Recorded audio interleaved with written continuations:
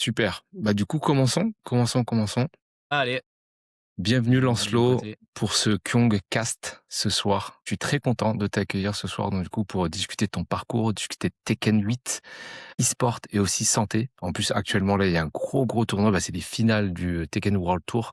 Et tu vas pouvoir nous en parler après. Ça va être passionnant. Est-ce que tu peux nous expliquer un petit peu, voilà, qu'est-ce que tu fais dans la vie, quel âge tu as et quel est ton parcours un peu dans Tekken 8? Alors, bonsoir à tous. Je vais juste rajouter, comment ça s'appelle? La source Google parce que généralement je passe par Firefox, donc au moins normalement on devrait t'entendre, hein. Ça c'est fait, la transition hop et voilà. OK, c'est bon, comme ça c'est fait, on est sûr de t'entendre et on n'a pas de problème. Alors, ouais, je vais essayer de résumer un petit peu. Donc alors si vous ne me connaissez pas, c'est normal, je suis un peu un arriviste, un nouvel arrivant dans Tekken et dans la FGC de manière générale, étant donné que j'avais fait du jeu vidéo avant, mais j'ai surtout passé par d'autres jeux, on en discutera bientôt. Donc mon vrai prénom c'est Nicolas, donc Lancelot ou Lancelot du Lag pour le nom véritablement complet. J'ai 26 ans, je suis actif sur Tekken 8 depuis que le jeu est sorti, hein, donc ça fait, le jeu a fêté ses 2 ans récemment. Voilà, ça fait 2 ans que je prends vachement le jeu à cœur et donc là, je fais pas mal de compétitions depuis un moment, à la fois en France, donc il y a des tournois à Lyon, à Paris, à Marseille, mais également en Europe. J'ai eu pas mal l'occasion de voyager pour des tournois en Espagne, en Italie, en Allemagne et bah, ce week-end, justement, je pars demain, donc c'est vraiment, le live avant de faire la valise. Je serai, en Suède, à Malmö, où on a donc les finales de la deuxième édition du Tekken World Tour, où en gros, bon, je suis pas qualifié directement, faut passer par le Last Chance Qualifier. Comment ça, pas de micro? C'est de ma gueule. Ah ouais? Mais oh putain, je suis mute. Oh le bâtard. Ouais, Moi, je j'étais t'entends en mute. fait, hein. Ouais, mais sur mon live, j'avais Ouais, c'est muté ça. le temps de l'introduction. Oh le bouffon. Tu Bon, t'es c'est pas grave. De toute mute. façon, les gens qui sont ma chaîne me connaissent, connaissent un peu tout ça, donc ça va. Là, normalement, c'est good. Salut tout le monde, hein, d'ailleurs. Merci pour l'info, sinon j'aurais été con pendant 30 minutes. Ah non, c'est la vie Yes, directe. on disait que effectivement tu allais participer. Donc tu vas faire les LCQ du coup. Ok, super. Du coup, c'est assez incroyable parce que bah, je connaissais pas en fait ton histoire avant. Là, du coup, tu en fait étais quasi débutant il y a quelques années et en l'espace de 1 an et demi, 2 ans, en fait, tu es devenu joueur pro parce que du coup, actuellement, tu es sponsorisé. Du coup, à Tekken Ouais. 8. C'est un parcours de Après, il y fou. a toujours ouais, mais alors, il y a toujours la question de joueur pro, semi-pro et cetera. Bon, ça, c'est un détail, mais ouais, franchement, c'est assez dingue et honnêtement, j'aurais pas pensé, à avoir la chance, d'avoir un sponsor entre guillemets «aussitôt» parce que, même en ayant fait ses preuves, même en étant particulièrement actif, en se déplaçant beaucoup, il y a beaucoup de joueurs, alors sur Bien Tekken, mais je sûr, pense sur d'autres jeux de combat aussi, qui font partie des meilleurs mondiaux et qui pourtant ne trouvent pas un sponsor, avec qui ils peuvent au moins, défrayer des voyages et cetera. Donc tout à voilà, fait. c'est assez ouf, Bah, on va et en d'autant discuter, plus du coup, effectivement, du sponsoring. Moi, ce que je voudrais que tu me racontes, c'était quoi, du coup, ton niveau de départ exactement? alors, le niveau de départ, c'est le départ quoi, c'est vraiment tu commences au Monopoly. Non, c'est pas à ce point-là. C'est qu'en gros, quand je dis que j'ai commencé par Tekken 8, c'est que, j'ai commencé à jouer sérieusement au jeu. C'est-à-dire que petit, j'avais quand même, Tekken 4 à la maison. J'avais Tekken 4 à la maison, donc j'ai joué surtout avec mon frère, voilà Mmh. pour se détendre, pour déconner. Enfin voilà, c'est appuyer sur les boutons quoi, hein, globalement. Et en fait, c'est un jeu qui m'a suivi un peu toute mon enfance, toute mon adolescence, un petit peu de loin quoi. C'est-à-dire voilà, c'est le jeu de fin de journée, c'est le jeu du week-end où tu vas jouer avec ton frère. Heu, Fait notable évidemment comme énormément de noobs, je ne savais pas déchoper et je passais mon temps à insulter mon frère à cause de ça. Voilà, il faut le savoir. Guillaume, si tu écoutes ce podcast, voilà, va bien te faire. Ça m'a pété les couilles. Mais à part ça, voilà, les jeux de combat, je suis pas complètement étranger. J'avais un peu joué à Smash aussi. C'est les 2 seuls jeux auxquels j'ai vraiment touché parce que tout ce qui est Street Fighter, tout ce qui Mmh. est Guilty Gear, tout ça, ça m'a jamais attiré d'un point de vue graphisme. Enfin, tu vois, tout l'univers, j'y adhérais pas trop. Et voilà, tout ça pour dire que voilà, Tekken 4, 5, le 6 et Tekken Tag 2, bah, j'y ai touché un petit peu. Donc, je connaissais les personnages, et cetera. Tout l'aspect un peu technique du jeu, L'aspect compétitif, surtout en sur fait. L'aspect surtout sur compétitif, en Tekken, hein, fait. voilà, tout Ouais. l'aspect compétitif, honnêtement, je m'en foutais un peu parce que c'était un défouloir. En fait, Mmh, mmh, de la mmh, mmh. compétition, j'en faisais déjà. Alors ça, par contre, la compétition, ça m'a toujours traversé depuis gamin. J'ai fait, du judo en compète, j'ai fait de la boxe française où j'avais été, Incroyable. donc c'était en UNSS où j'avais été champion de France. J'ai fait du hand Ah pendant ouais, 10 ans. tu étais champion de France de boxe française? Ouais, en Tu fait, avais bon, quel c'était en âge à ce UNSS, moment-là? donc après le club et cetera. Bah, j'étais en 4e, donc 4e, tu quel âge? Tu 14 ans peut-être, je sais Ouais, pas, un truc comme ça, donc non? tu étais bien sportif du coup à 14 ans? Ah ouais, ouais, ouais, ah là, pour le coup, bah, c'est là où qui peut me définir, c'est vraiment cette transition entre le sport et l'e-sport parce que j'ai Mmh. énormément fait de compétitions de sport avant, Mmh, mmh, mmh, mmh. bah, 10 ans dedans. En Trop bien. gros, j'ai essayé de refaire le calcul à peu près, mais en gros, au collège, donc de la 6e à la 3e sans interruption, je devais bien être autour de 15 heures de sport par semaine, tout confondu. Entre, bah, bon, les heures d'EPS, bon, qui comptent sans trop compter. Je faisais du hand en club, sachant que le hand, c'est 3 heures par semaine plus les matchs le week-end, donc tu montes facile à Normal. 4-5 heures. Ouais, c'est ça. La boxe française en même temps, donc c'était 2 séances d'1 heure et demie. Tu mets 3 heures. Tu avais le foot entre midi et 2. Et pour l'anecdote, je m'étais fait virer du club d'échecs parce qu'à chaque fois je séchais pour aller jouer au foot. Pourtant je suis un gars sérieux, hein, j'étais le premier de ma classe, mais je sais pas, je préférais jouer au foot qu'aller jouer aux échecs. Je sais pas Normal. pourquoi. Voilà, donc en fait, j'ai toujours fait de la compétition en sport et que ce soit en sport collectif ou sport individuel et ça m'a toujours, apporté énormément. Ça a permis de me canaliser, ça m'a permis il y a tout un travail intellectuel aussi autour de la compétition qui moi me plaît énormément et qui m'a toujours, énormément, stimulé en dehors des cours parce que je me faisais un peu chier en cours, tu vois? L'aspect bon, on s'arrête au OK, OK. programme, ça me faisait chier Oui, donc tu étais pas et voilà. étranger au fighting game. C'est juste qu'à Tekken 8, du coup, tu t'es mis, vraiment à fond. Et comment ça s'est passé la transition, du coup? Comment tu t'es dit: «Bah, OK, à Tekken 8, m'investir. Je vais m'investir à fond Alors et je vais même devenir pro». Mmh. Alors à la base, c'est vrai que c'était pas trop l'idée. J'avais vraiment pas comme ambition directe de se dire: «Ouais, vas-y, c'est mon jeu», non, pas du Oui, tout. c'est ça. On Surtout, je commence tous m'étais comme ça, en fait, hein. ouais, voilà, il y a jamais ce truc de se dire: «Oh, il y a un jeu qui va sortir, OK, je vais devenir pro». Il faut être un Bah, peu oui. fou, mais non, par contre, là où je suis heureux, c'est qu'en fait, la transition, elle était toute simple. J'en avais marre de League of Legends, en fait, ce jeu m'a rendu fou et m'a tout pris comme énormément de gens. Le jeu du démon, alors en fait, en gros, pour refaire un petit peu l'historique, donc j'avais toutes ces heures de sport derrière moi et toute la compétition. Au moment du covid, ça a mis un stop assez net dans le sens où, bah, voilà, les gymnases étaient fermés, il y avait pas de quoi s'entraîner, on pouvait même pas aller dehors vraiment pour courir ensemble et donc s'entraîner en équipe. Il y a vraiment tout a été coupé à ce niveau-là et en fait, je m'étais dit: «Bah, tiens, ça peut valoir le coup justement de se dire, bah, je prends un jeu vidéo auquel je joue d'habitude», parce que je tryhardais quand même, hein, mais sans aborder les aspects vraiment techniques du jeu. Tu sais, il y a pas ce vrai travail de fond où tu joues pour t'entraîner. Non, tu joues pour jouer Mmh. et là, je Mmh, me mmh suis mh. dit: «Je vais faire la transition, je vais essayer de voir ce que ça donne avec League of Legends», parce que c'était le jeu auquel je jouais le plus actuellement et en gros, avec ce travail-là, tu sais, tu commences à regarder, des tutos, tu fais des games pédagogiques, tu fais review tes games par un diamant ou un master qui se dit: «Mais gros, mais tu pues la merde et tout». Enfin bref, je suis passé par toutes les étapes et en gros, en une saison, oh, c'était vraiment, très, très rapide. Je m'étais dit: «Mais c'est trop bien, quand on réfléchit au jeu, en fait, ça marche. C'est quand même sympa, quoi» et bref, j'ai commencé à faire ça donc sur League et j'ai commencé à jouer en équipe. Donc pour tous ceux qui connaissent, bah, open tour, jouer en équipe de 5 et la toxicité générale du jeu, plus le fait qu'en équipe, c'est très, très dur de se trouver en phase avec des joueurs sur le niveau d'investissement, sur le nombre d'heures allouées, sur le sérieux, sur tout ça. J'ai vraiment décidé de laisser, League of Legends de côté. Donc j'ai d'abord essayé Rocket League en tant que transition, qui était assez compliqué parce que le jeu mécaniquement est très, très fort et j'étais complètement étranger au jeu. Alors que quand j'ai vu Tekken 8 sortir, ça fait longtemps, Tekken 7, j'ai joué quoi 50 heures, tu vois? Un petit truc comme ça. Ouais. Ouais, c'est rien, c'est rien. Ouais, voilà, je m'étais dit: «Est-ce que c'est pas le moment de se réconcilier un petit peu avec Tekken Mmh.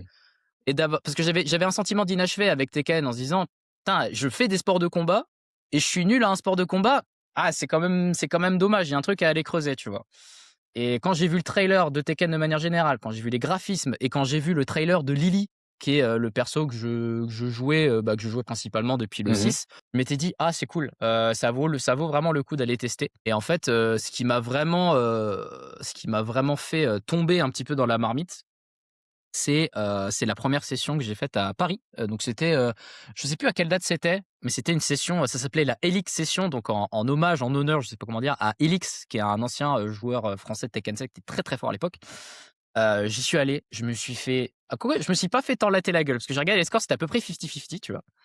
Mais je suis tombé contre des gars qui me commençaient à me dire: «Ah mais tu as pris un frame trap». Je suis: «Un quoi? C'est quoi Comment c'est ça?» quoi un frame trap? Ah, un frame quoi tu as dit? C'est quoi, comment ça? Je savais que c'était en frame, mais vas-y quoi, et là je commence à poser des questions aux gens et notamment à un joueur, à qui je dédie ce podcast. Bah, c'est Raft, pour ceux qui connaissent, c'est, le gars qui a rassemblé, je pense, la communauté la plus saine sur Tekken, dès le début du jeu, Tekken 8 et en fait, je commençais à lui poser des questions. Moi j'étais hyper curieux, j'étais comme un ouf. J'étais en mode: «Waouh, mais attends les frames et ce coup-là», moi je savais pas, moi si tu me disais: «Un jab il sort en combien de frames?» J'aurais dit 25-30 alors que ça sort en 10. Bah, vraiment j'étais à côté de la plaque. Ouais. Et t'as pas l'info, t'as pas l'info, ouais. Oui, bien sûr. Part de rien. J'étais vraiment l'ignorant, le naïf qui est déjà, «S'il vous plaît, donnez-moi un sensei pour apprendre le jeu». Donc à partir de ça, j'ai rejoint en fait un serveur Discord, le RG qui existe encore, hein, ce serveur Discord, mais qui est moins actif. Mais moi, je partais de 0, mais il y en a qui partaient de Tekken 7 avec toutes les bases et tout. J'ai commencé à traîner en vocal tous les soirs avec eux, je m'entraînais avec eux, ils me lattaient la gueule, je regardais des Ouais, replays, je revenais vers eux, ils me répétaient la le gueule. vrai grind. C'était un très bon moment et vraiment, tu as ce sentiment un peu de: «Je perds, mais je m'en fous, quoi». C'est trop bien. Tout à fait. Je perds, mais je m'en fous parce que j'apprends des trucs et je regarde le replay et regarde les replays avec les mecs en question, et cetera. Et en fait, en l'espace de quelques temps, avec le fait aussi d'appliquer une certaine rigueur et une certaine méthode que j'avais déjà avant avec le compétitif, que ce soit avec League of Legends ou avec le sport de manière générale, en fait, j'ai pu calquer tous les réflexes que j'avais eu avant sur le jeu de combat à partir de 0 et c'est ça qui fait que tu apprends très vite, en fait. C'est que dès le départ, tu fais en sorte de pas prendre de mauvaises habitudes, de C'est remettre en ça. question des choses. À chaque fois que tu lances le jeu, tu essaies d'apprendre un truc différent, tu Mmh, vois? Tu as mmh une mh. sorte d'état d'esprit à avoir que j'espère réussir à avoir dès le début. C'est là où j'ai voulu prendre le jeu au sérieux dès le lancement. C'est-à-dire, j'ai lancé le jeu, quand je l'ai acheté, je savais que je voulais vraiment le maîtriser, D'accord. quoi. Il y avait Oui, c'est vraiment ça. une démarche de Voilà, devenir bon sur le jeu. c'est ça. En fait, Après que là, ça dès le c'est moment vite, où tu as là, c'est commencé, voilà. dès le moment où tu as commencé, tu voulais être compétitif, en fait. Tu étais dans un but déjà compétitif. Ouais, alors de vouloir faire directement de la compétition, pas forcément, c'est-à-dire dans les faits, aller au tournoi, se déplacer, Mmh. machin. Par contre, ouais, l'esprit compétitif, c'est plutôt se dire: «Je veux devenir bon au jeu», tu Mmh vois? mh, mmh mh.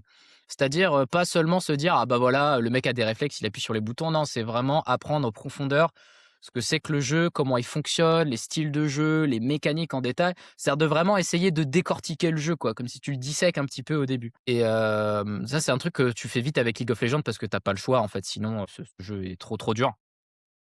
Et je m'étais dit avec les jeux de combat, ça marche bien aussi, quoi. C'est une démarche qui fonctionne Yes. très bien aussi, quoi. Mmh mh. Bah, totalement, totalement. Les jeux de combat, bah, c'est très, très méthodique. C'est des jeux où ça va très vite, donc il y a aussi les notions de réflexe, réaction. Donc forcément, oui, ça pardonne pas, quoi. Et donc du coup, tu finis au bout d'un moment par devenir, joueur, pro chez donc MK Esport FR. Est-ce que tu peux nous raconter un petit peu comment ils t'ont recruté et du coup, quels sont tes avantages, avec eux? Alors c'est à peu près au bout ouais, c'est ça, au bout d'un an et demi à peu près après la sortie du jeu et après, l'European T4 Cup où j'avais fait des bons résultats. Ils m'avaient contacté et en fait, pour l'histoire, il y a 2 personnes qui m'ont contacté indépendamment dans la même semaine, qui ne s'étaient pas concertées et qui ont fini par collaborer ensemble pour MKE. En gros, à la base, c'est même pas MKE qui m'a contacté en premier, donc c'est même pas Mikleo et Treyche qui sont, et Treyche surtout qui est un ancien joueur sur Tekken 7. C'est un ancien joueur qui s'appelle Tinky, Mmh. en tant que gérant d'une boîte, de soutenir un joueur en lui proposant un peu du donnant-donnant. Heu et donc vous le verrez, alors où est mon maillot? Je vais aller le chercher parce que pour la petite histoire du coup, Vas-y, vas-y. Petit Coin Petit Coin n'est pas mon sponsor direct, mais est littéralement le partenaire financier majeur. On ne voit que lui sur le maillot. Voilà. Et donc, voilà, lui, il m'appelle, il propose certains trucs, tu vois, le fait de défrayer en tournoi, etc. Je me dis, putain, trop bien, vas-y, quand est-ce qu'on signe? On a discuté un peu des détails, ça se passait super bien. Donc, j'étais au Portugal pendant que j'ai passé l'appel pendant un enterrement de vie de garçon, donc vraiment, j'étais en mode, qu'est-ce qui se passe? C'est n'importe quoi ce qui se passe là, c'est complètement probable. Et donc, je rentre du Portugal, et t'as un autre gars, Mikleo, qui me contacte en disant: «Ouais, Lancelot, t'aurais un moment, j'ai un truc intéressant à te proposer, machin». Je dis: «Oh, ça sent bon, mais je suis déjà peut-être pris, quoi». Donc, bref, on échange et tout. J'adhère énormément au projet. On pourra parler d'MKE plus en détail sur ce qu'ils font, littéralement. Mais, sur le projet, moi, sur l'idée, j'étais trop bien. C'était trop bien parce que ils proposent aussi de former un petit peu les joueurs et de créer vraiment une sorte de structuration, de cadre pour permettre aux joueurs de progresser. Mmh mh, Moi, mmh mh. j'ai trop bien. Moi, je soutiens complètement le projet. Par contre, pour vous rejoindre directement, bah, pour être honnête avec vous, j'ai été contacté par tel gars qui m'a déjà proposé quelque chose. En vrai, si vos intérêts sont pas incompatibles, ça peut être au contraire super intéressant de faire quelque chose ensemble. Je dis: «Ah, c'est qui le mec qui t'a contacté? C'est quoi son pseudo?» «Ah, c'est un mec qui s'appelle, Tinky Boobies». «Ah, mais je le connais et tout, on est trop potes, on discute souvent et tout ça». Je dis: «Bah, parlez-vous du coup». Mmh. Bref, ils ont commencé à parler et en fait, on est arrivé à une espèce d'entre-deux qui est que, bah, je joue sous les couleurs d'MKE et Opticoin est devenu le responsable financier, enfin le partenaire financier de la structure. Et voilà quoi, donc on se retrouve un petit peu à être comme ça. Je suis un peu l'expérimentation, le 1er joueur à être suivi, donc j'étais un peu la bêta test de MKE au moment de sa création. Parce que Mackie Events est une asso qui existe déjà depuis 2017, hein, qui existe depuis un moment, mais qui avait pas ouvert de branche e-sport, avant Tekken.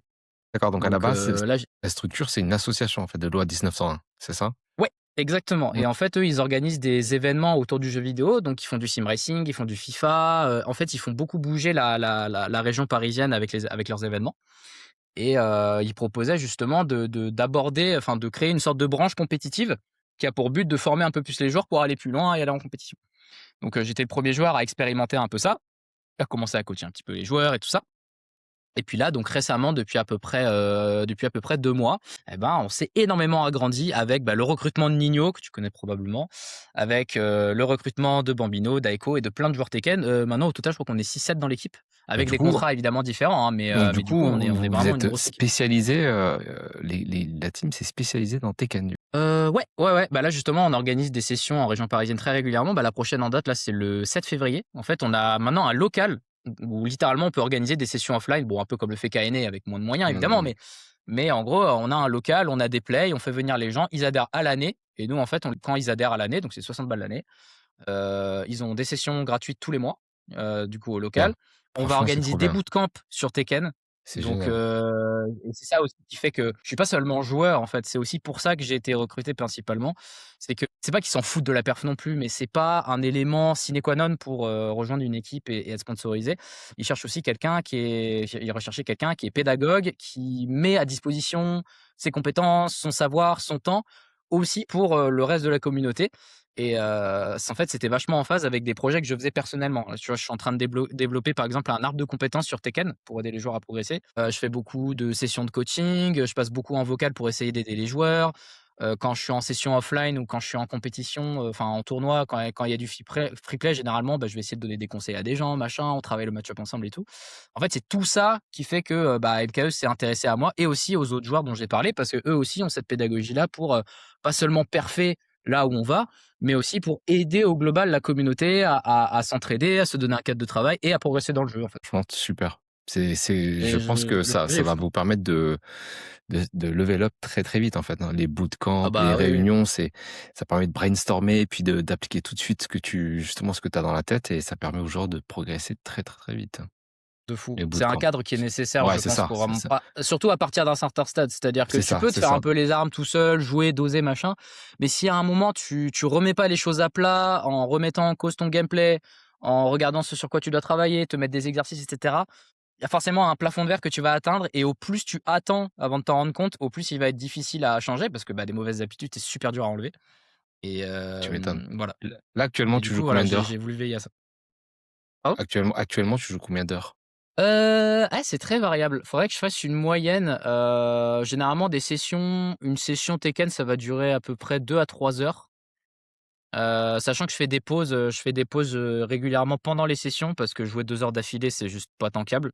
Mmh, mmh, Mais mmh. en gros, le jeu, ça fait 2 ans qu'il est sorti, donc on va dire à peu près, allez, 700 jours à la louche, un peu plus, et j'ai à peu près 2 000 heures de jeu, que sur Steam. Donc ça fait ouais, si on fait le calcul, ça fait à peu près, 2 à 3 heures par jour, tous Ouais, les c'est jours. bien, c'est solide, hein. Ouais, tous les jours, c'est C'est solide. Solide, c'est solide. c'est p En vrai, c'est pas mal. Je m'attendais à moins quand même, mais non, j'ai joué non, je me suis détruit au jeu, hein, je vais pas faire le mec, hein, Ah mais bah, ouais, ouais, ouais, ouais. ouais, tu hors, là. Faut être pugnace, mais bon, c'est comme Et ça. Je viens et de LoL, hein, donc ça va, et c'est du coup, 3 heures par jour. tu t'es fait coacher aussi? Ou, tu es plutôt autodidacte? Je suis très autodidacte de manière générale dans le sens où je peux tout à fait apprendre sans avoir à solliciter des gens, via des tutos, en trouvant des ressources, en allant sur les sites pour regarder des frames de coups et cetera. Surtout que le jeu est très, très bien foutu pour ça. Le jeu Tekken 8, pour s'entraîner, c'est une folie, hein. Le mode entraînement est super Oui, non, complet. mais il est incroyable, le mode. Tu peux prendre à n'importe Il quel moment le contrôle d'un personnage ou de l'autre pour tester les différentes options défensives. C'est incroyable. Donc déjà, j'ai surtout passé par là. Et par contre, je pense qu'autodidacte, c'est nécessaire, mais c'est pas suffisant. Parce que le fait de solliciter les autres et d'avoir leur expérience, de discuter avec eux, ça accélère énormément le processus, sans les joueurs justement expérimentés avec lesquels j'aurais commencé. avec lesquels j'ai commencé, typiquement, bah, Raft et puis après tu as Calac avec qui j'ai énormément joué et cetera. Ce niveau-là, je l'aurais pas eu en 1 an. Je l'aurais peut-être eu en 1 an et demi, 2 ans, tu vois? Quelque chose comme ça. Donc faut pense pas trop se dire: «Ouais, je suis autodidacte parce que, ah, j'ai envie de tout faire tout seul». C'est pas forcément une bonne mentalité, je pense. Le fait de savoir être autonome, c'est bien, mais de chercher à tout faire tout seul, surtout dans une discipline compétitive, je trouve que c'est pas arrogant, mais je sais pas. Je trouve que c'est un peu se fourvoyer sur, le fait que personne se fait tout seul, quoi. Oui, et puis, ça Voilà. tu au final, si tu t'entraînes tout seul, parfois tu pars dans des théories craft, en fait, qui n'existent pas, en fait. Tu vois ce que je veux dire? Mais il y en a beaucoup comme Ah! ça, en fait. Tu sais, Ouais, tu t'inventes des phases, tu oui, fais des mind games tout seul, c'est exactement, et en fait, comme c'est même en ligne, tu vas sortir les mêmes phases aux mêmes gars, et parce qu'ils se le prennent des fois, bah, tu penses qu'à haut niveau, ils se le prennent, alors qu'en fait, non.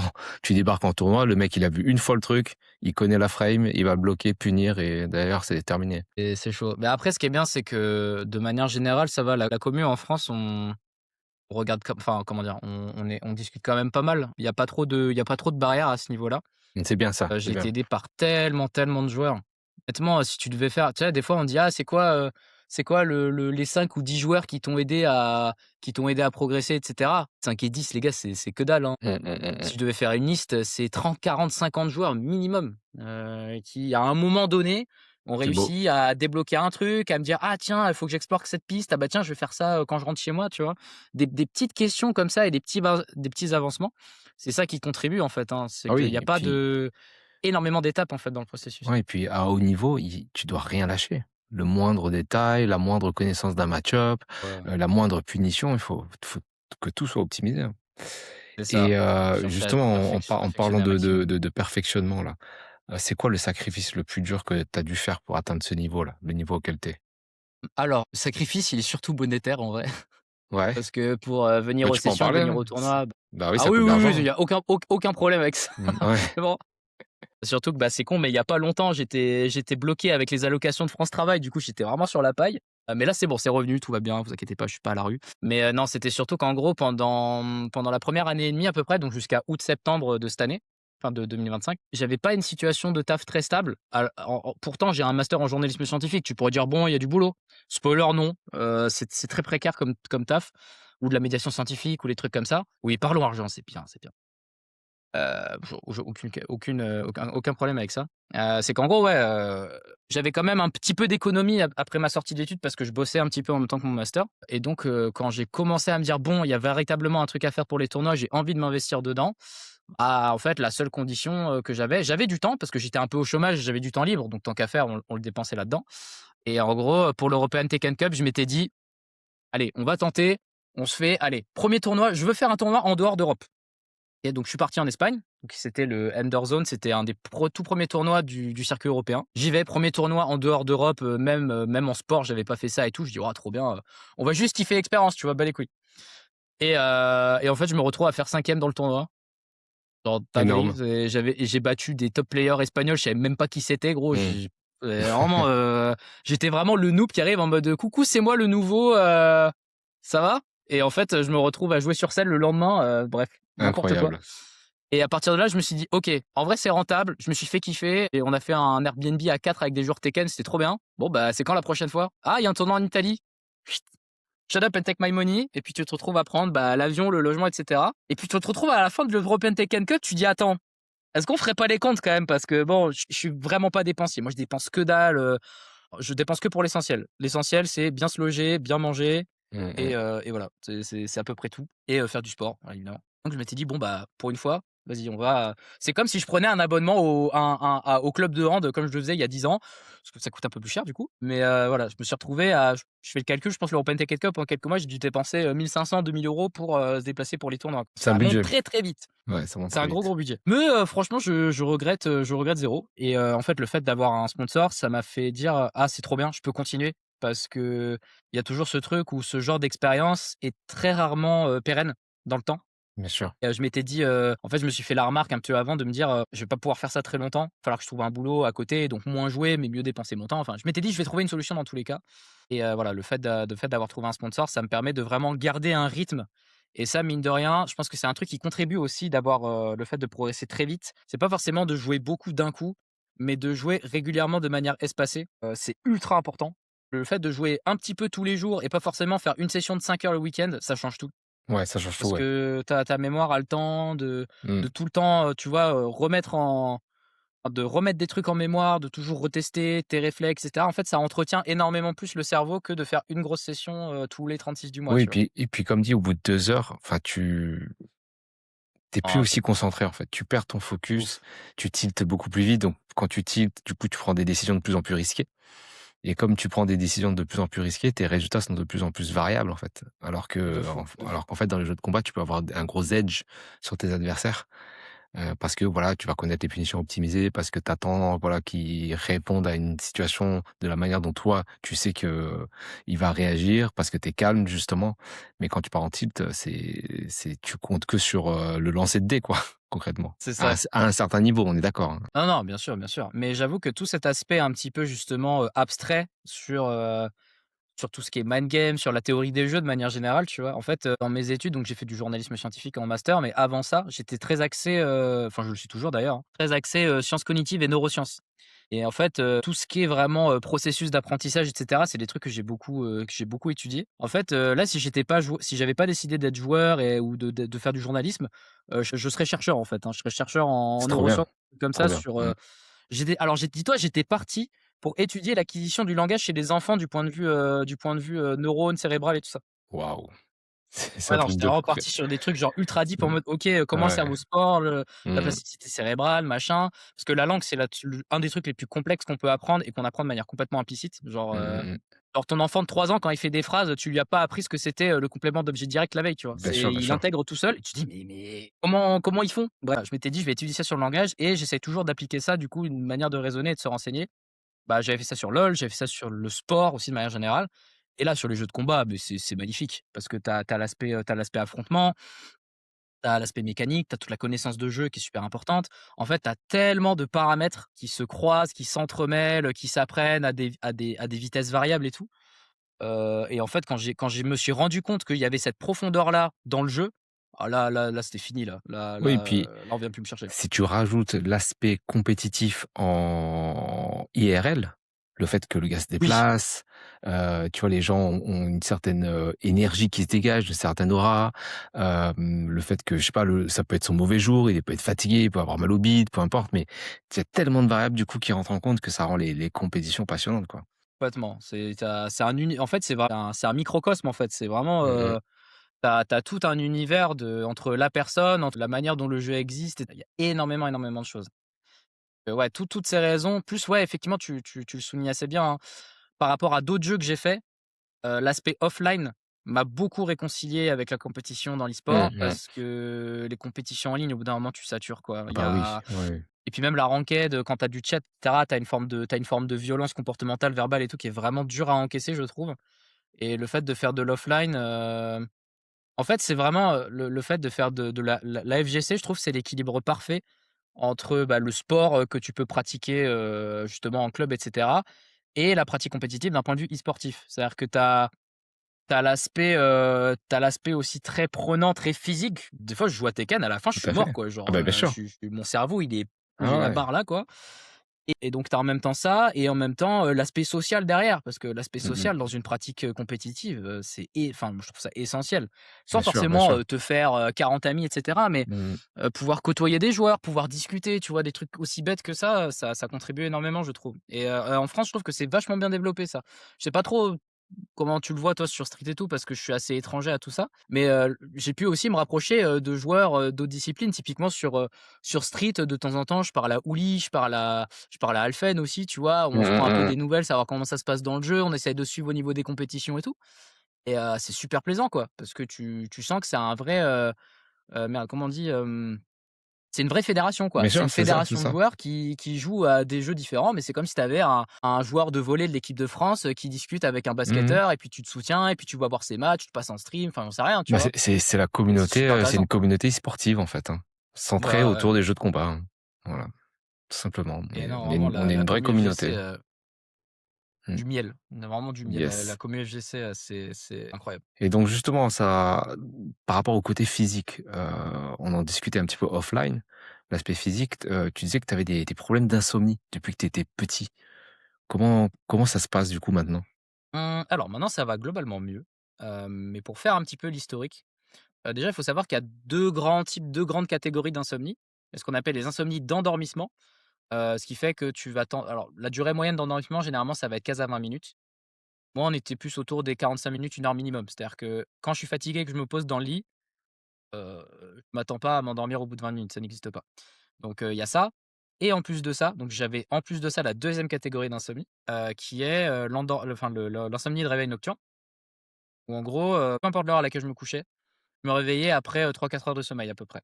Donc si je m'endormais à 00:30, Dur ça. c'était tout le collège jusqu'à il y a pas très longtemps, c'était ça en gros. C'était, tu t'endors à 00:30, 1 heure, tu te réveilles, il est 4 heures du matin, tu te rendors, à peu près à moitié, mais bon, tu es à moitié réveillé, tu es là, tu cogites, les trucs qui se mélangent machin et donc j'ai grandi avec ça énormément, heu, en ayant toujours pu gérer plus ou moins. Le sport justement, ça me permettait d'énormément me dépenser et Mmh mh.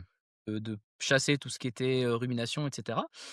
Et là où vraiment par contre ça a pété, c'était, pendant mon master justement avec, d'une part le Covid, plus le fait que j'ai déménagé à Paris, parce que moi je viens du sud à la base, donc j'ai déménagé à Paris pour mon master et là, voilà c'est parti en couille. J'ai mes insomnies qui repartaient vraiment de plus belle et justement, il y a une période, c'était le master je crois, où pendant 6 mois, quand je dis sans interruption, c'est sans interruption, toutes les nuits c'était ça.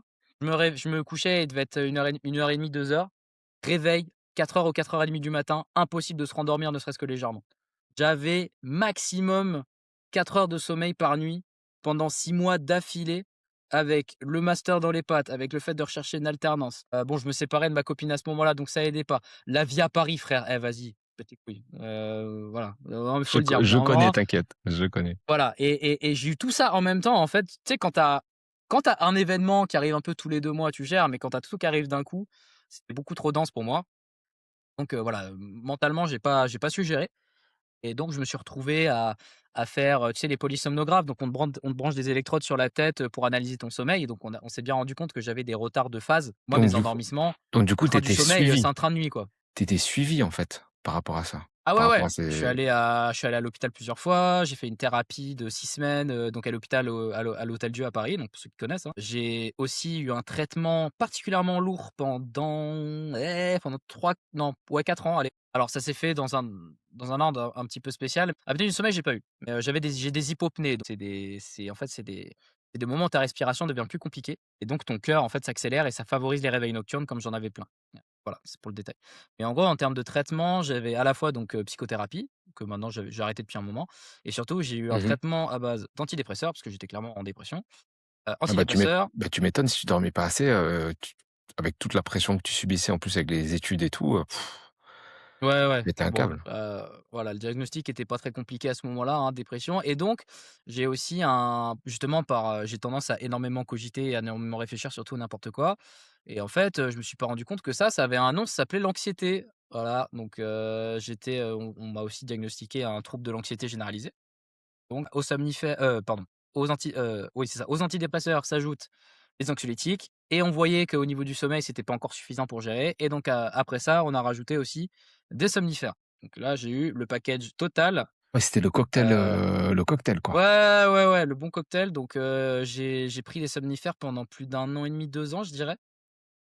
Plus d'1 an et demi, Heu, 2 ans, ouais, ouais, tous sachant les que normalement, soirs. c'est en mode, bon, tu prends ça 2 mois et puis au bout d'un Ouais, moment, tu arrêtes. normalement c'est une béquille, tu vois? Ouais, ouais, voilà, c'était la grosse béquille, ouais. Donc ouais, non, j'ai eu ça pendant très, très longtemps et là, c'est marrant parce qu'on est vraiment quasiment à la fin du cycle. C'est que ça fait à peu près 2 mois, donc après, 3 ans, 4 ans de un petit peu d'errance, de pas trop savoir quoi faire, de boulot où du coup, bah, moi pendant mon alternance en master, j'arrivais pas à me lever le matin, ça c'était impossible, quand tu commences généralement un traitement comme ça, tu as des nausées le matin, enfin bref, ça a été très, très long l'adaptation.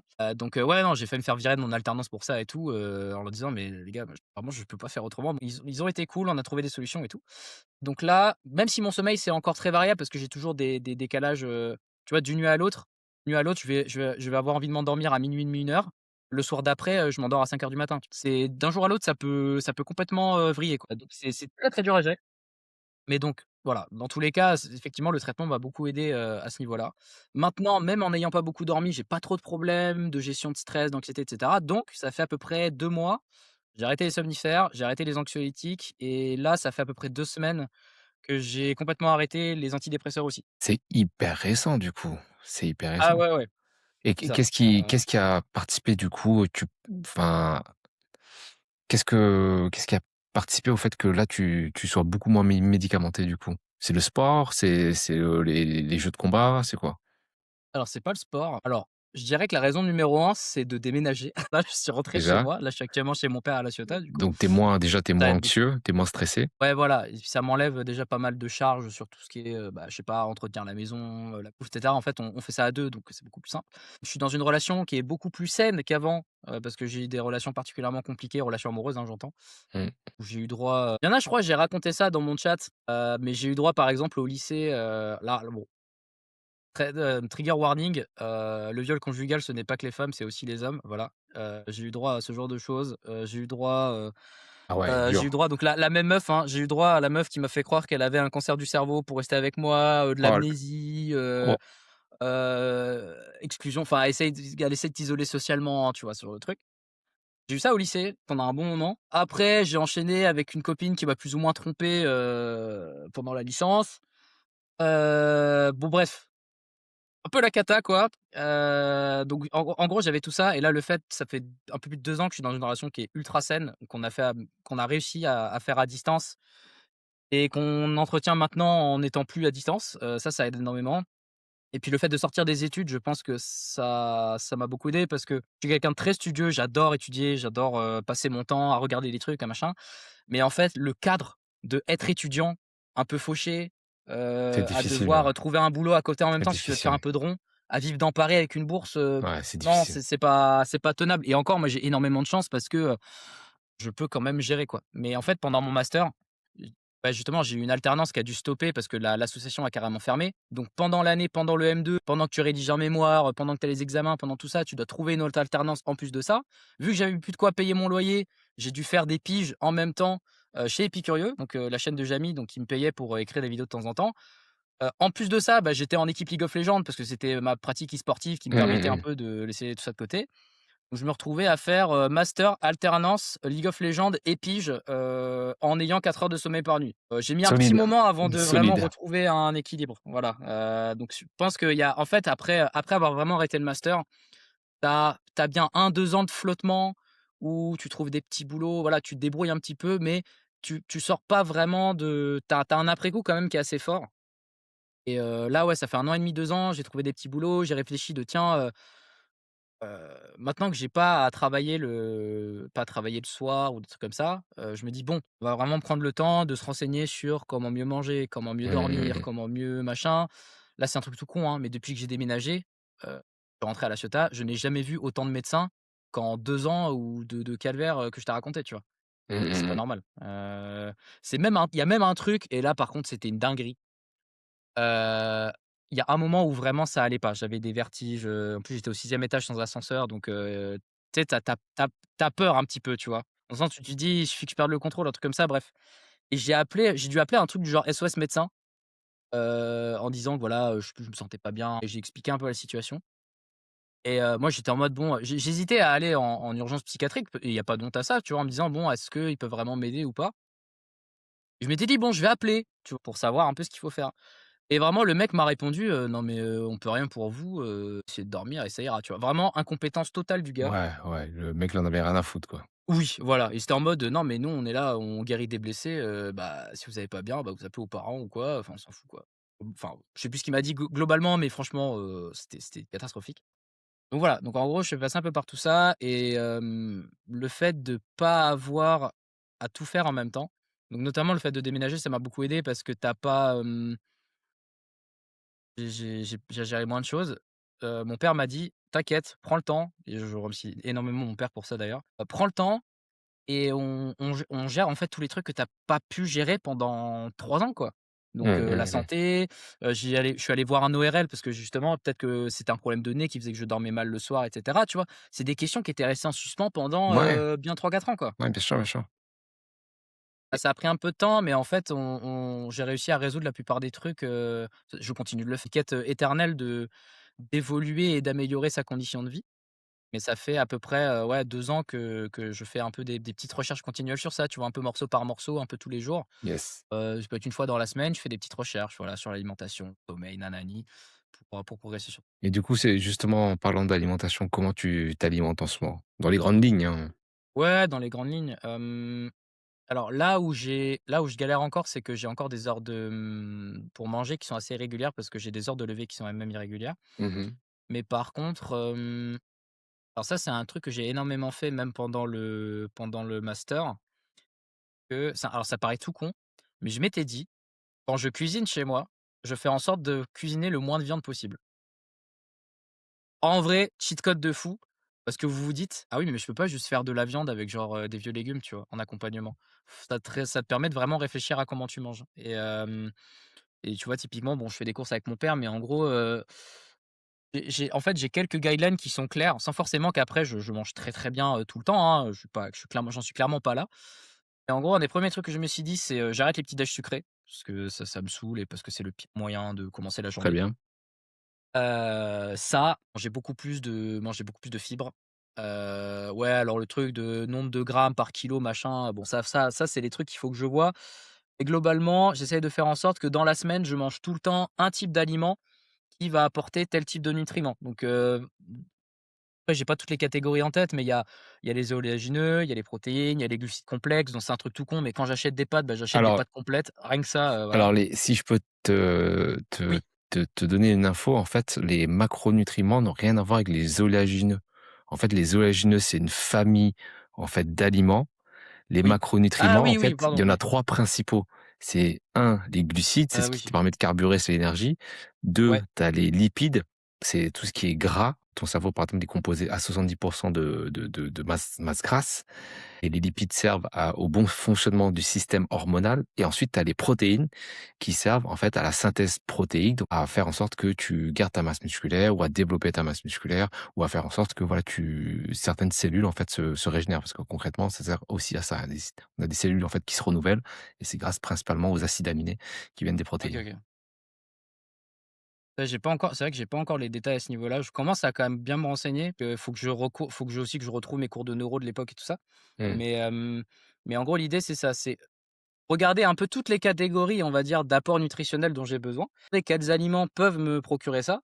Si possible avec tout ce qui est, bah, légumes de saison, ce genre de trucs et aussi, petit à petit limiter, tout ce qui va être, particulièrement défaste. J'entends, ne plus boire une seule goutte d'alcool. J'étais pas un très gros buveur avant, hein. Alors là, si je buvais une bière avec une bière le week-end avec mes potes, c'était un miracle. Mais le fait de me dire: «Maintenant, dès que je sors, j'en prends pas», rien que ça aide. Éviter tout ce qui est soda aussi. Maintenant tout ce qui est, bah, coca et cetera, Toi, j'en par bois un exemple, peu si j'en peux. quand tu joues le soir ou quand tu zones le soir, enfin zoner, quand tu joues le Oui, oui, soir, oui, quand tu traînes, quoi. tu traînes un peu le soir comme ça devant ton ordi ou quoi, tu bois pas du coup de Monster ou de boissons sucrées ou de Red Bull, Non, de l'eau, c'est bien. OK, parce il y a beaucoup de gamers malheureusement qui sont Oui, oui, sujets au sucre et à la ca et à la tr aux très fortes doses de caféine et de taurine parce qu'ils se sont habitués à boire, des Monster, des Red Bull le soir et ça a complètement déréglé, en fait, leur système hormonal et ça fait aussi en sorte qu'ils prennent énormément de poids et très, très vite, bah, oui, oui, parce que c'est que du complètement. sucre. Mais, ouais, alors moi, tu vois, ce qui fait que j'ai arrêté, c'était surtout pas enfin, les sodas et cetera, c'était surtout pas enfin, c'était vraiment pas principalement pour, l'aspect prise de poids parce que de manière générale, je prends pas trop de poids, ça va. J'ai une bonne morphologie à ce niveau-là, bah, j'ai de la chance. C'est plus au niveau du sommeil justement parce que, Mmh mh. la caféine a et tout comme l'alcool d'ailleurs, hein, ne va pas forcément vous réveiller dans la nuit, hein, sinon ça se saurait. Mais par contre, ça dégrade énormément votre sommeil. C'est-à-dire que ça va, limiter, la qualité de votre réveil, de votre sommeil profond. Ça va, entacher la qualité de vos rêves. Enfin, votre sommeil va être moins réparateur de manière générale. Donc, c'est ça qui fait que de manière générale, par exemple, même si des fois je bois du café le matin parce que c'est bien pour les migraines aussi, j'ai tendance à avoir beaucoup de sinusite. En gros, quand par exemple, vous buvez du café, à partir d'une certaine heure, n'y touchez plus, quoi. Plus de caféine à partir de alors généralement, on dit autour de 15-16 heures, tu vois? Quelque C'est chose comme ça, ça. ouais, 15-16. Voilà, mais moi, non, je vais même pas toucher, je vais même pas toucher à ça. De manière très exceptionnelle, oui, quand voilà, je suis pas à une nuit près, tu vois? L'idée, c'est de pas trop, pas trop se fliquer non plus. Un équilibre évidemment, chacun veut trouver son équilibre et globalement, typiquement dans mon quotidien, c'est-à-dire quand je suis vraiment chez moi, quand je suis dans ma maison, dans mon quotidien à moi, donc pas quand je suis en voyage et cetera, mais quand je suis chez moi, c'est pas trop de viande, on évite la caféine à partir d'une certaine heure, on évite les petits déj sucrés, en fait, c'est des petites guidelines simples au début qui vont permettre de réduire un petit peu, de réduire un petit peu le scope sur les différents types d'aliments que tu vas choisir, comment tu les consommes et cetera et ensuite petit à petit, je vais avancer en détail justement sur: «Ah bah tiens, de quel besoin j'ai besoin précisément? Ah bah tiens, je peux tester tel aliment». Je sais pas typiquement, je me suis remis à bouffer des épinards, je me régale, voilà, des trucs tout cons mais voilà quoi, ce genre de trucs donc j'ai pas encore, c'est pareil pour le sport, j'ai pas encore de guidelines claires, j'ai pas Mmh. encore de vraies routines et cetera, parce que j'ai jamais eu de routine, ça c'est un truc tout con mais le fait de vivre avec des parents séparés, puis au lycée, à l'internat, puis déménager en licence, puis ensuite en master à Paris et le fait de bouger de week-end en week-end et de semaine en semaine, ça fait que j'ai jamais eu de rituel, j'ai jamais eu d'heure de coucher régulière, j'ai jamais eu d'heure de lever régulière, à part peut-être quand j'étais à l'école, tu vois? Mais j'ai jamais eu de routine et là, c'est vraiment le défi du siècle pour moi, me dire, «Bah, tiens, je me lève à peu près tous les jours à la même heure, je me couche tous les soirs à la même heure, j'ai un menu la semaine». Je n'ai jamais fait de menu, je n'ai Mmh jamais mh. tenu d'agenda, vraiment, je suis le mec qui fait tout de tête et là, au bout d'un moment, bon, ça suffit. Et justement, là, côté activité physique, qu'est-ce que tu fais actuellement? Alors, ça va être surtout du gainage et des étirements, OK. histoire d'être à l'aise et le fait de pas sentir des raideurs au niveau du corps, c'est assez Mmh. important. Ça fait un moment que j'ai pas repris vraiment d'exercice, cardio ou d'activité physique, vraiment intense. C'est un truc qui me manque quand même depuis un moment. Pareil, bah, le fait de toujours déménager, de bouger les week-ends et cetera, ça fait que j'ai pas trouvé vraiment Mmh mh, mmh mh. d'activité, saine à faire. Parce que là, avec ma meuf, par exemple, on n'est plus à distance, mais j'alterne entre le fait d'être chez mon père et le fait d'être chez ma copine et donc je peux pas me dire: «Ah bah tiens, je peux aller à un club et faire, mes 2 ou 3 séances par semaine», quoi. Bien sûr, bien sûr. Faut que j'arrive à trouver un moyen de faire du sport un peu à la maison. Donc ça fait surtout des étirements et j'ai mon tapis de gym là qui est à côté. Donc généralement, je le fais le matin, devant la fenêtre, comme ça j'ai la lumière du soleil plus le sport. C'est les 2 trucs qui font que généralement, tu es plus facilement réveillé Comment ça se et fait après, que, faut laisser le temps aussi. je trouve que tu as déjà une tu vois, tu es relativement jeune, tu vois? Tu as 25 ans, enfin, tu vois, je pense que tu connais pas mon âge. Je Non, suis non, non. je suis quasiment 2 fois plus vieux que toi, en fait. Je trouve que par rapport à ton âge et ta pratique de l'e-sport, tu es déjà très conscient, des problématiques de nutrition, de sommeil surtout et même, tu vois, d'activité physique. Je trouve ça vraiment, incroyable, en fait, pour, un jeune de ton âge, en fait, qui est dans l'e-sport. Je pense que de manière générale, j'aurais tendance à dire qu'on est de plus en plus il y a de plus en plus de prévention vis-à-vis de ça, même si c'est pas Mmh. parfait. Mais je pense qu'il y a 2 choses qui contribuent à ça, à cette espèce de vigilance que j'ai. Bah, c'est d'une part mon expérience personnelle de santé parce que j'ai C'est eu pas ça. mal de complications et Oui, tout. tu as eu Plus comme un des grosses problématiques de sommeil quand même, quoi. Enfin, ouais, ouais, ouais, bah, surtout le des sommeil et puis grosses après ça se pathologies. et en plus ça se en fait le quand tu as des problèmes de sommeil, ça rayonne sur tout le reste.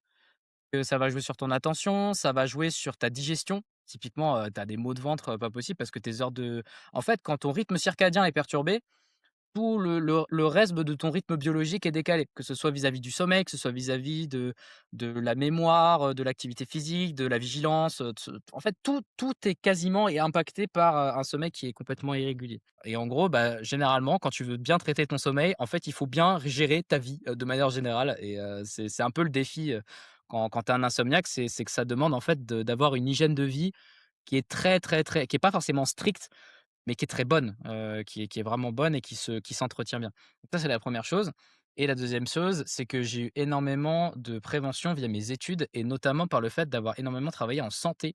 J'ai pendant plusieurs mois, j'ai travaillé en fait, je faisais de la prévention, dans la sous-direction de la santé publique, à la ville Waouh! de Paris. Donc j'ai bossé pour la ville de OK, Paris, incroyable. alors j'étais surtout sur, en gros, j'étais recruté juste avant les JO, donc j'étais surtout sur, «Ah oui, mais vous inquiétez pas, les rats, on les gère à Paris, ils sont pas inoffensifs, ils mordent pas, ils vont pas vous filer la peste». Enfin bref, j'ai dû écrire des articles pour ça.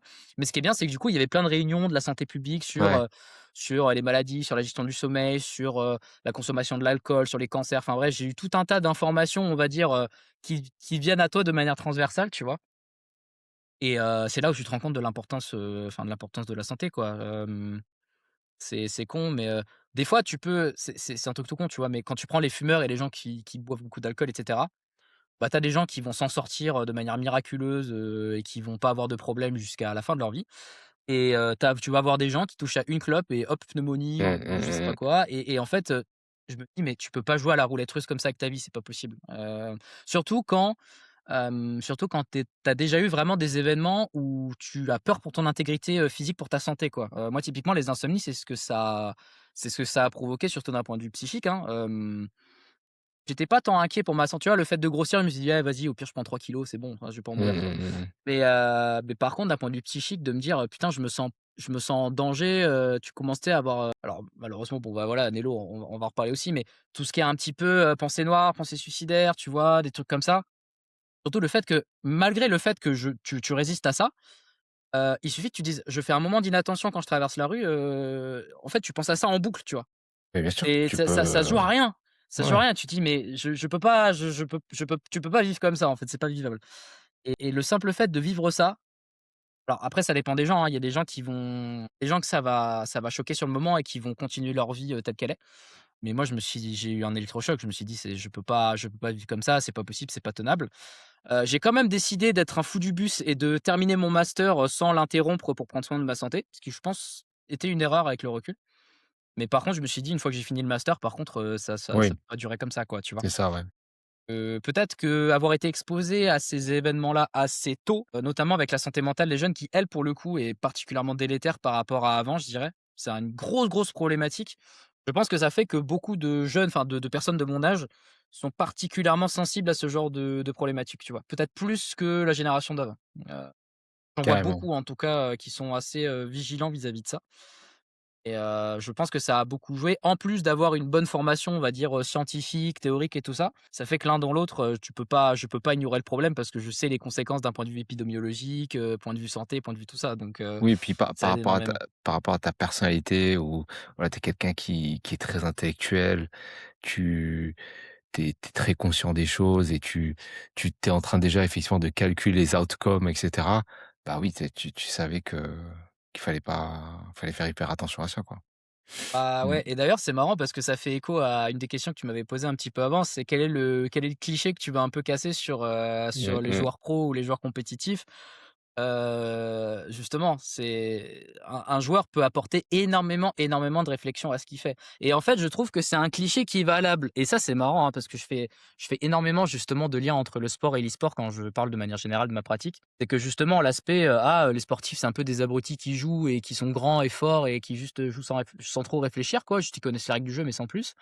Non, non, non, un joueur, compétitif, alors que ce soit dans un sport individuel ou collectif d'ailleurs, dans un sport d'adresse, dans tout ce qu'on veut, peut apporter énormément de réflexion à ce qu'il fait.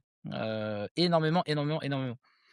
Je trouve que c'est énormément sous-coté parce que c'est pas des compétences qui rentrent véritablement dans des cases en disant: «Ah bah tiens, ça c'est des maths, ça c'est que de la physique, ça c'est de l'informatique» et cetera. C'est des trucs un peu méli-mélo, quoi. C'est des espèces de compétences un petit peu connexes, où tu mélanges un petit peu de bon sens, un peu de logique, un peu de science, un peu de tout ça et c'est dur de les catégoriser généralement, tu vois? Parce que quand je parle de stratégie sur Tekken, genre, t'as pas vraiment de cours qui pourraient rentrer là-dedans, quoi. À part, à la limite, des cours de probabilité où tu te fais des arbres de probabilité dans ta tête et cetera, mais genre ça, c'est un schéma pour, une manière, enfin, sur un axe de travail du jeu, mais t'en as une centaine d'autres, quoi, donc c'est très, Je très dur je pense de que de quand tu de poser commences des mots sur ça. à te développer dans un jeu, à concevoir un petit peu, des stratégies ou, à développer des techniques, des optimisations par rapport au jeu, je pense que tu commences à développer des qualités, tu sais, qui sont de l'ordre presque de l'entrepreneuriat. C'est-à-dire que tu essaies de créer des choses, tu vois? Ouais, de ouf, Tu crées de en ouf, de fait ouf. des schémas, tu crées des façons de penser, tu vas essayer de développer d'autres réflexes. Donc du coup, tu rentres vraiment dans une dimension, presque, entrepreneuriale De ouf. du côté e-sport et du coup, et c'est là que je pense que tu as moins l'aspect ludique et découverte du jeu. C'est que là, maintenant, en fait, tu essaies de rentrer dans la matrice du jeu et de la Ah changer. complètement. Tu comprends? Et de la changer, en fait. et d'essayer d'imprimer ta façon de voir les choses et pour imposer soit ton style de jeu ou soit quelque chose à ton adversaire pour prendre la win. Ah bah oui, bah là, c'est clairement l'intention est plus du tout la même par rapport aux premiers mois où j'ai Bien sûr, commencé le jeu, où c'est peut-être c'est un ça. peu la période lune de miel, tu apprends, tu Mmh mh. «Ah ouais, mais attends, tu peux faire ça et tout, c'est incroyable», bref. Et ce qui est marrant, c'est que justement quand tu vas vraiment dans l'intérieur du jeu, tu te rends compte que pour s'améliorer au jeu, il faut aussi s'améliorer sur des aspects qui ne dépendent pas que du jeu, qui dépendent de ta vie de tous les jours, Ouais, de c'est ce tes qu'on a dit, réflexes. ouais, c'est ce qu'on avait dit. Et voilà, est-ce Mmh, que c'est ça revient hyper à ce qu'on disait intéressant. tout à l'heure. Et ça, c'est un truc que j'essaie de faire tout le temps. Alors évidemment, il y a des joueurs sur Tekken ou sur n'importe quelle autre pratique, ils vont jouer un petit peu avec le cerveau à moitié éteint. C'est-à-dire qu'ils vont pas trop se poser de questions, ils ont un aspect très intuitif, ils se font énormément confiance sur leur manière d'avoir réfléchi le jeu de manière plus ou moins inconsciente, ce qui peut marcher jusqu'à un certain niveau et ce qui des fois peut marcher à très haut niveau quand des gens ont vraiment une espèce d'instinct vraiment Mmh, super mmh, mmh, développé. mmh. Mais moi, je prends toujours le contre-pied en disant, «Les gars, en fait, quand tel mec joue, quand tel ou tel mec joue, bah, en fait, niveau stratégique, il y a ça et ça derrière. Ah là, il a réfléchi à telle et telle option, il a choisi pour celle-là parce que ça couvre le plus d'options offensives et cetera». En fait, généralement, quand je replay des games, je me focalise sur la stratégie parce que c'est un truc qui est énormément sous-estimé dans les jeux de manière générale. C'est-à-dire l'aspect vraiment, tu es un bah, on n'en est pas là non plus, mais tu vois, j'imagine un peu le truc de tu sais, les stratèges de guerre là, qui essaient de dire: «Bon, bah, tiens, on va développer, telle et telle troupe là. Ah, beh, tiens, on va essayer de prendre à revers le gars par de telle ou telle manière». Ce côté un peu stratégique militaire et bah, il se retrouve aussi quand tu réfléchis en un contre un, avec une manette dans les mains, tu vois? Mmh. L'art de la guerre C'est de pas Sun totalement Tzu. éloigné, hein. C'est l'art Ouais, de la voilà, guerre de Sun exactement. Tzu. Mmh. C'est ça. Et C'est l'art de la guerre. la stratégie, honnêtement, et je pense que c'est ça qui m'a permis d'aller loin, dès le début. Parce qu'au début mécaniquement, frère, je loupais la moitié de mes combos. Là, jouer à la manette, j'avais du mal et tout ça. Maintenant je passe leverless donc c'est mieux, mais ce qui fait que j'arrivais à comprendre, c'est de dire: «Ah bah, quand le mec veut attaquer, il a telle et telle option», donc il passe en stance. Donc les stances, c'est le gros morceau du jeu de Tekken 8, hein. Bien sûr, bien sûr. C'est le passage dans certaines positions qui te débloque certains coups que tu n'as pas en position normale. Rien que ça déjà, il y a un arbre de probabilité qui est gigantesque vis-à-vis de ça. Exactement. Le fait d'avoir, vu ça dès le début et de s'être vraiment focalisé en disant: «Bon, on va prendre le temps d'étudier tout ça parce que j'en ai marre de me faire douiller». C'est ça, le fait de savoir ça et de réagir de manière quasi automatique en conséquence, ça te fait gagner du temps, ça te fait gagner de la charge mentale, donc de l'empan Mmh, cognitif. mmh C'est un mh. mot que j'utilise souvent. C'est-à-dire un peu la mémoire de travail que tu vas dédier en temps réel, qui est souvent représentée par la portée de la paume de ta main. Bah, si t'as pour une même information, tu passes de littéralement cette partie-là de l'empan à passer sur la stratégie parce que tu dois process ce que tu dois faire à ça, littéralement passer à un quart, bah, toute cette autre partie qui reste, tu vas la développer à jouer sur les réflexes, C'est à ça, jouer sur le fait de réagir. conditionner l'adversaire, à réagir, à optimiser tes combos lorsque tu as une ouverture, à gérer ta distance de combat. En fait, il y a un nombre de choses sur lesquelles il faut être vigilant dans Tekken, qui est assez fou. Et justement, l'aspect purement stratégique et la connaissance du jeu, c'est généralement un truc qui prend énormément de charge mentale aux gens.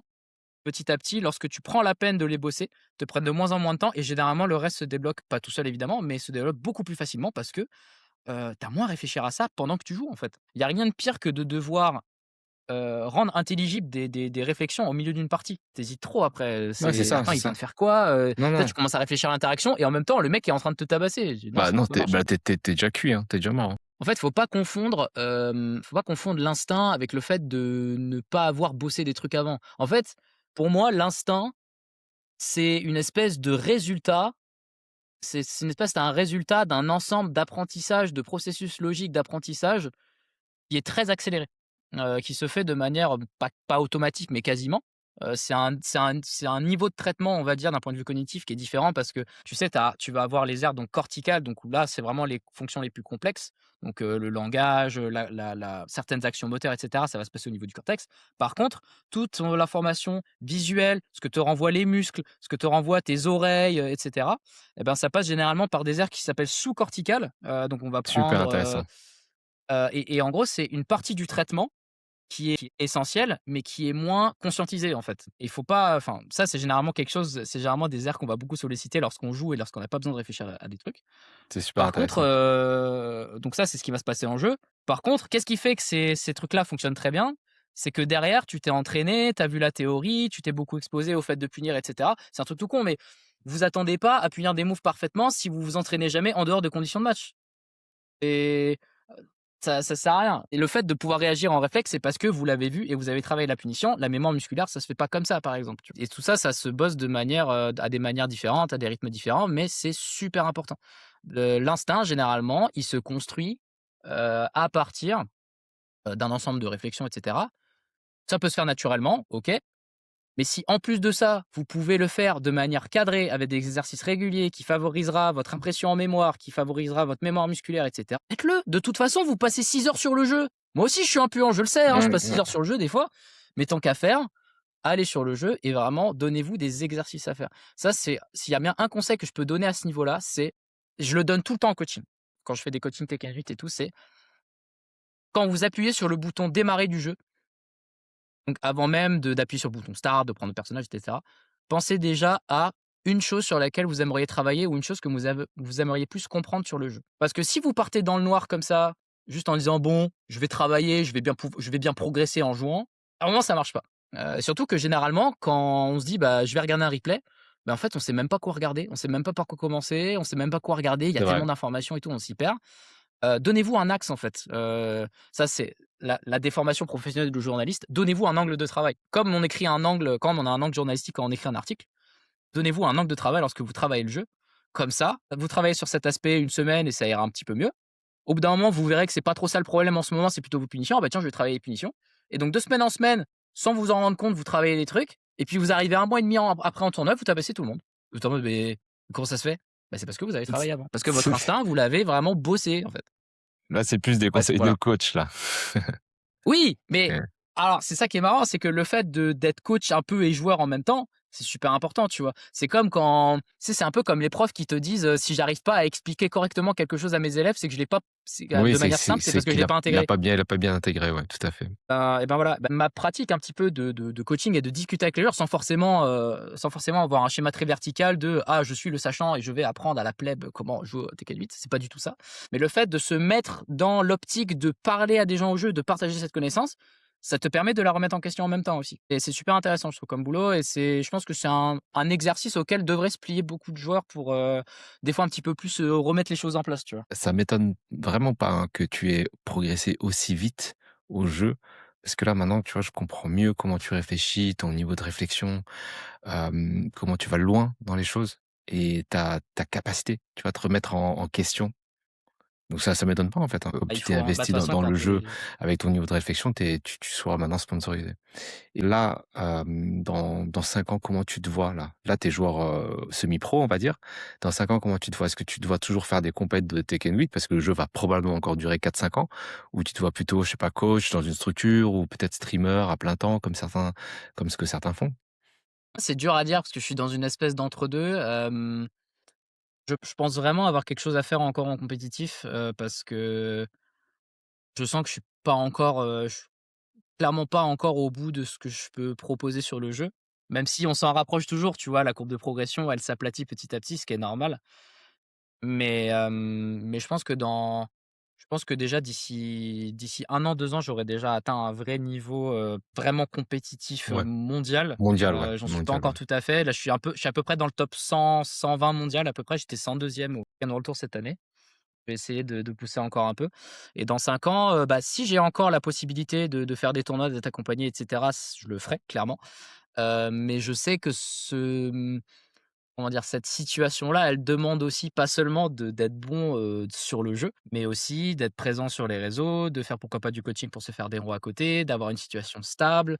Donc en fait, surtout dans 5 ans, je me vois en fait à refaire du sport, à mieux manger et en fait à juste continuer ce que je fais actuellement, mais tout simplement dans de meilleures conditions avec un meilleur niveau, tout simplement. Donc surtout que ce qui est bien avec les jeux de combat quand même, c'est que la longévité, elle est un peu plus sympa. Parce Mmh, que mmh mh. bon, Rocket League, tu as 22 ans, tu es finito globalement, c'est compliqué. Mais non, non, je me vois vraiment faire ça, d'autant plus que, Super intéressant. il y a plein de joueurs justement où je vois qu'ils ont beaucoup donné dans le jeu et généralement ça paye, tu vois? Tu as des joueurs qui vont être un peu, tu sais, un peu foufou et qui vont taffer comme ça, mais par contre les joueurs qui, justement, qui sont un peu, tu vois, un peu cérébrales, qui rentrent dans les mind games, qui essayent de vraiment, décortiquer le jeu, bah, généralement, ils font partie, quand tu vois le leaderboard, au niveau des joueurs, tu retrouves souvent ces têtes-là, en fait. Donc le but, c'est d'en faire partie et ce qui est bien, c'est qu'en France, Je pense qu'on a une des meilleures communautés pour ça, parce qu'on a d'anciens joueurs qui sont toujours investis, pas forcément en tant que joueur, mais justement en tant que joueur occasionnel slash coach qui vont pouvoir te donner des conseils, et cetera. Là, regarde OLCQ, tu sais combien on est au OLCQ là en Suède? De Français? Pas, je dirais, une vingtaine. Ouais, c'est ça, on est 23. C'est bien, franchement, c'est bien. Et c'est franchement bien. Donc, Ouais, et parmi les 20, c'est c'est vraiment que bien. des joueurs de fou, quoi. Ouais, voilà, c'est des joueurs qui viennent pour vraiment pour la gagne, quoi. Ouais. Ah ouais, ouais, de fou. Mmh. Bon, après, on a des objectifs différents, mais voilà, en France, là, on a un niveau sur Tekken. Bon, là, évidemment, je dis ça, après que littéralement le jour même où Exmark s'est qualifié, donc ça pourrait être facile de dire ça, mais en vrai, je vous mens pas quand je dis ça. Le niveau moyen, on va dire médian ou moyen français, détruit n'importe quel autre niveau médian en Europe. Genre, tu prends des Allemands, des Italiens et tout. Tu prends une équipe de joueurs entre guillemets «moyens intermédiaires» français, et tu prends ça dans les autres pays, je suis sûr qu'on les fracasse. Mais quand je dis fracasse, c'est on les fracasse. Vraiment, je suis très sérieux.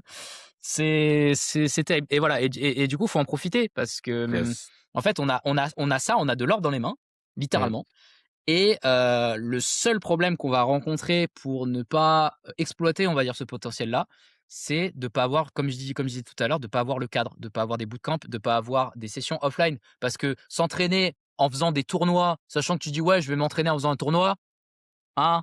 Non, tu viens pour gagner, tu viens pas pour t'entraîner. Me la fais pas, s'il te plaît et il faut des sessions ou des moments vraiment privilégiés pour jouer, pour apprendre. Il faut toujours dédier des temps de jeu à apprendre et pas juste gagner et tout le temps monter en ranked et cetera. Au bout d'un moment, ça marche plus. En plus, vous gagnez pas forcément, vous prenez plus de plaisir aussi sur le jeu et le fait d'être curieux, justement, c'est une source énorme de plaisir parce que, le fait d'apprendre des trucs, ça donne un sentiment de progression C'est ça, qui est permanent, en fait. c'est ça et puis C'est ça te super stimule. important de conserver ça. Ça te stimule, en fait. Complètement. C'est une sorte De de ouf dopamine et c'est ça et c'est d'apprendre pour des ça que j'en nouvelles ai choses. rien à foutre d'être au chômage parce qu'en fait, je me stimule tout seul avec Tekken et c'est trop bien, Mmh. tu vois? Et ça va être avec ça, ça va être, je sais pas moi, bah, là, récemment, je sais pas, je me suis tapé un délire, je me suis mis à apprendre le japonais parce que, ouais, pourquoi pas, tu vois? Et du coup, c'est le petit exercice quotidien de me dire: «Bah, tiens», Yes. c'est un truc tout bête, mais quand avec le nombre d'informations que j'ai à gérer sur le jeu, il faut apprendre à vraiment entretenir sa mémoire et trouver des moyens d'apprendre rapidement. Et quel meilleur moyen, enfin, pour moi, le meilleur moyen de faire ça, c'est d'apprendre quelque chose où vraiment tu dois apprendre de zéro. C'est-à-dire, tu dois apprendre des nouveaux symboles, des nouveaux signes, une nouvelle grammaire et cetera. Eh ben, je vais apprendre le japonais. Je vais pas apprendre l'espagnol, comme le mec moyen qui joue sa guitare sur la plage pour pécho, flemme.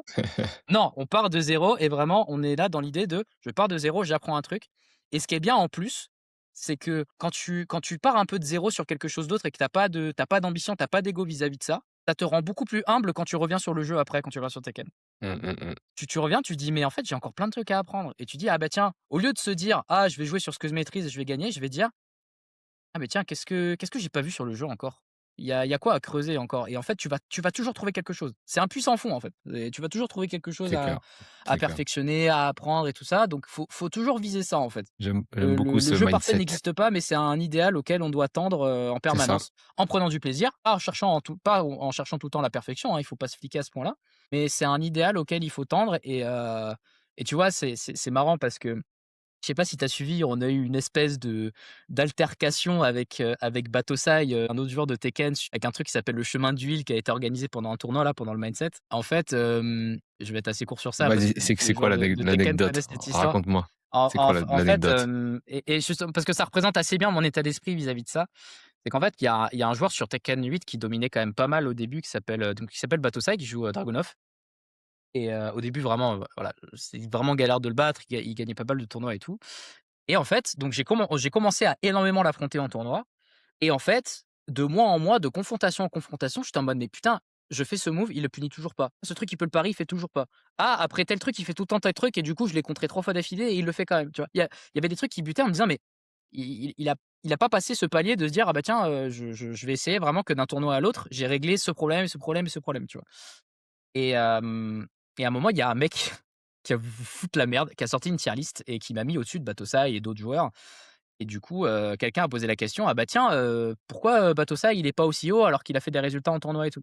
et moi je me suis permis de répondre, je sais pas pourquoi, j'aurais pas dû faire ça, en disant que justement, certes il a un très bon niveau, mais qu'il bloque sur certains trucs et du coup il stagne et c'est ça qui fait que globalement il fait des moins bons résultats, que au début du jeu, tu vois? Les gens ont progressé et pas forcément lui. Et là c'est parti en mode: «Ouais, ouais, on va régler ça sur le terrain d'homme à homme, je sais pas quoi», ils commençaient à comparer nos résultats en head to head, donc en face à face et j'étais en mode: «Mais ça n'a aucun rapport frérot, Mmh mh, mmh. Ils ont voulu organiser un événement comme ça en FT7, où en gros donc c'était juste après le mindset, donc c'était donc il était 22:00, on n'avait pas mangé, on avait fait le tournoi toute la journée et le problème c'est que sur un long set, quelqu'un qui a des habitudes, à la longue, il va vite se faire avoir, quoi. Donc au début c'était serré. Ça allait jusqu'à 3 partout, un truc comme ou ouais, c'est ça, un truc comme ça ou 3-2, un truc comme ça et je finis par gagner 7-3 en fait. Parce Ah qu'au bout oui, d'un moment, ouais, je me suis ouais. dit: «Bah, je vais je vois comment il joue». Je Ouais, vois tu es qu'entre le moment où on s'est dit ça et le moment où il joue où là, on a joué, ça change pas et en fait, justement, je suis du genre à énormément jouer sur ce genre de choses, repérer les petites habitudes, repérer les timings et trouver de la punish maximale pour vraiment lui dire: «Je suis dans ta tête». Et du coup, ouais, c'est ça, c'est vraiment de l'analyse, c'est de l'analyse de manière générale et pour le coup, je l'ai vraiment battu sur ça, quoi. Pas forcément sur des trucs vraiment exceptionnels. alors on approche de la fin du cast, on approche de la fin. C'était vraiment, vraiment, incroyable parce que du coup, grâce au podcast, j'ai appris à te connaître en fait, hein. J'ai appris à connaître ta personnalité, ton parcours, incroyable et motivation pour Tekken. Donc, là, je peux t'assurer que quand il y aura des compètes de Tekken, je vais te suivre. Je vais regarder les streams et je vais chercher où est-ce qu'il est Lancelot dans le bracket. Et les amis, donc je vais couper le stream. On se retrouve bientôt, très probablement stream avec moi samedi, Street Fighter 6, questions sur la nutrition, muscu, etc. Vous savez, samedi, maintenant, je suis très régulier. Donc, on se retrouve samedi pour ceux qui me suivent sur Twitch et je coupe du coup le live. À bientôt, les amis.